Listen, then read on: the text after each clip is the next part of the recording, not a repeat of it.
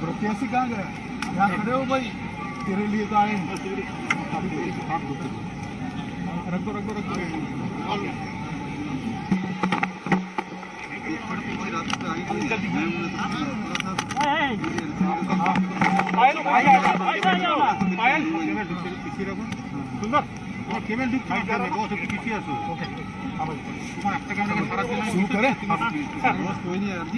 सबसे पहले तो मैं आज शांतिपुर की जनता का बहुत बहुत धन्यवाद करना चाहता हूं कि हमारे प्रत्याशी जगन्नाथ सरकार के समर्थन में जो रोड शो था, आज शायद ही शांतिपुर का कोई व्यक्ति अपने घर में था।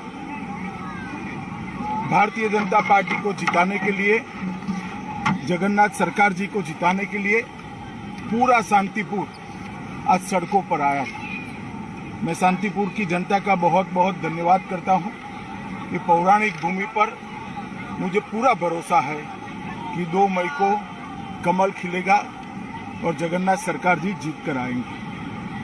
बंगाल के चुनाव के चौथे चरण के मतदान में कल एक दुखद घटना हुई।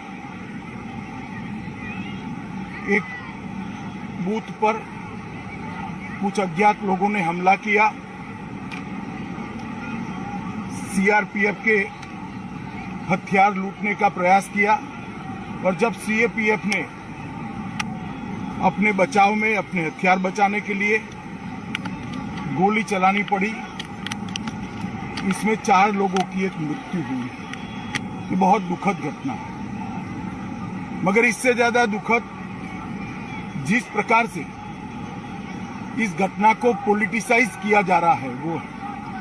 मैंने ममता दीदी के स्टेटमेंट देखे हैं।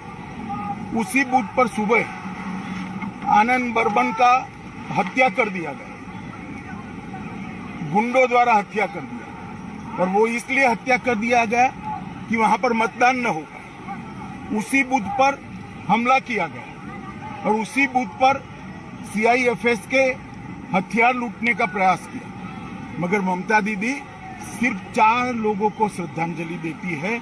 आनंद बर्मन की मौत की उनको नहीं पड़ी। मृत्यु में भी तुष्टीकरण और वोट की राजनीति, बंगाल की राजनीति को ममता दीदी ने कितना नीचे गिराया है, ये इसका एक उदाहरण है। आनंद बर्मन मर गया, उसका भी हमें दुख है, और बाकी जो 4 लोग मर गए इसका भी दुख है। मृत्यु किसी की भी हो, वो राजनीति के परे होनी चाहिए।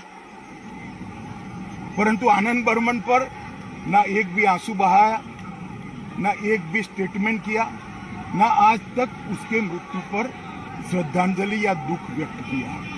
क्योंकि आनंद बर्मन एक राजवंशी समाज का नवयुवा है, वो उनकी वोट बैंक के लिए अनुकूल नहीं था।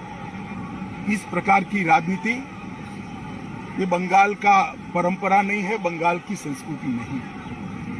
और उसी शीतलकुची सीट पर ममता दीदी ने कुछ ही दिन पहले भाषण किया था कि सीआईएफएस सीएपीएफ वाले आए तो उनको घेर लो, उन पर हमला करो।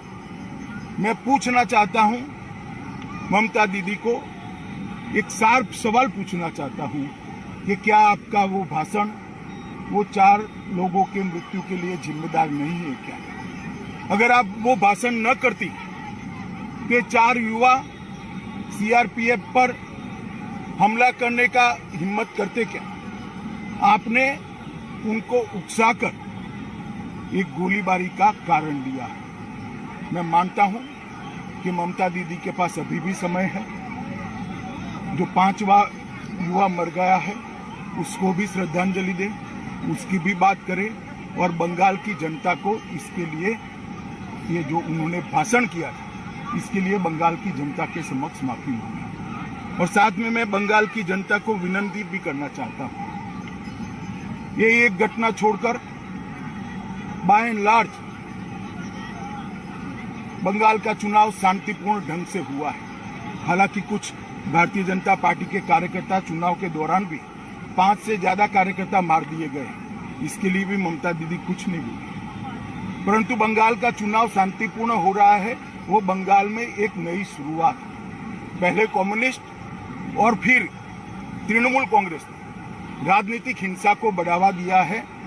बंगाल इससे बाहर आ रहा है। बंगाल की जनता को मेरा करबद्ध निवेदन है, बाकी के 4 चुनाव में भी शांतिपूर्ण ढंग से लोकतंत्र के उत्सव को मनाएं, चुनाव करें, अपने पसंदीदा प्रत्याशी को जिताएं और बंगाल के अंदर शांतिपूर्ण चुनाव का एक नया इतिहास सर्जने का काम करें। साथ में मैं बंगाल की जनता को ये भी वादा करना चाहता हूं कि 2 मई के बाद जब भारतीय जनता पार्टी की सरकार यहाँ मोदी जी के नेतृत्व में बनेगी, ये चुनावी हिंसा, राजनीतिक हिंसा हमेशा के लिए बंगाल को छोड़कर चली जाएगी, क्योंकि राजनीति हिंसा करने वाले लोगों को आप निश्चित रूप से परास्त करने वाले हैं। मैं फिर से एक बार शांतिपूर्ण चुनाव के लिए सभी को अपील करता हूं, सभी दल के कार्यकर्ताओं को अपील करता हूं कि चुनाव आयोग के बनाए हुए नीति नियमों के अनुसार हम चले, इसका पालन करें